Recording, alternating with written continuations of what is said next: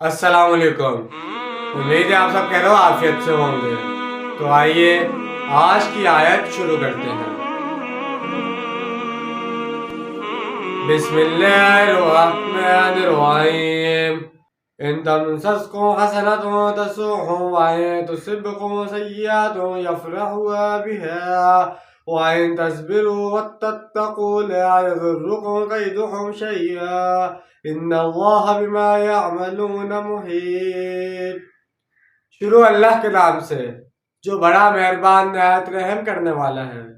اے مسلمانوں، اگر تمہیں کوئی بھلائی پہنچ جائے تو ان کو بری لگتی ہے، اور اگر تمہیں کوئی تکلیف پہنچ جائے تو اس سے وہ خوش ہوتے ہیں، لیکن اگر تم صبر کرتے رہو اور تقویٰ کی روش اختیار کرو تو ان کی یہ ساری چالیں تمہیں کوئی نقصان نہیں پہنچا سکیں گی جو کچھ یہ کر رہے ہیں۔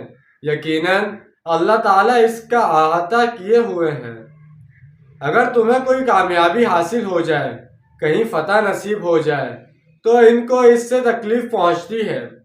اگر تمہیں کوئی غزن پہنچ جائے، کہیں عارضی طور پر شکست ہو جائے جیسے احد میں ہوئی تھی، تو بڑے خوش ہوتے ہیں، شادیانے بجاتے ہیں۔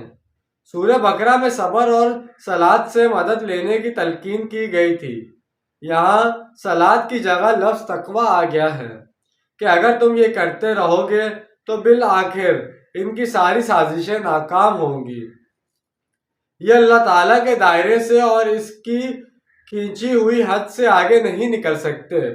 یہ اس کے اندر اندر اچھل کود کر رہے ہیں اور سازشیں کر رہے ہیں، لیکن اللہ تعالیٰ تمہیں یہ ضمانت دے رہا ہے کہ یہ تمہیں کوئی مستقل نقصان نہیں پہنچا سکیں گے۔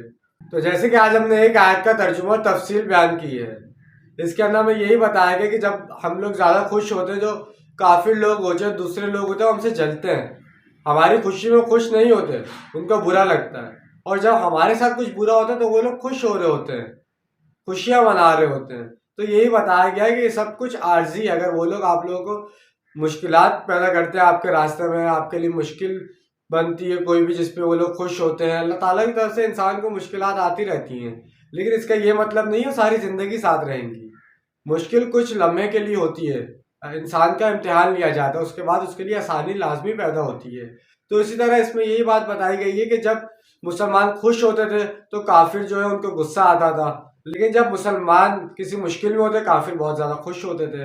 لیکن آخر میں یہی کہا گیا ہے کہ اللہ تعالیٰ انہیں ایک حد کے اندر رکھا ہوا ہے، سب کو وہ اسی کے اندر اچھل کود کر سکتے ہیں، اس سے زیادہ اور یہ لوگ کچھ نہیں کر سکتے۔ ہمارا بھروسہ پورا اللہ تعالیٰ پہ ہے، انشاءاللہ ہمارے ساتھ جو بھی ہوگا اچھا ہوگا، اس لیے اچھے کی امید ہمیشہ رکھنی چاہیے۔ تو انشاءاللہ آج کی ویڈیو آپ کو پسند آئی ہوگی۔ ملتے ہیں اگلی ویڈیو میں۔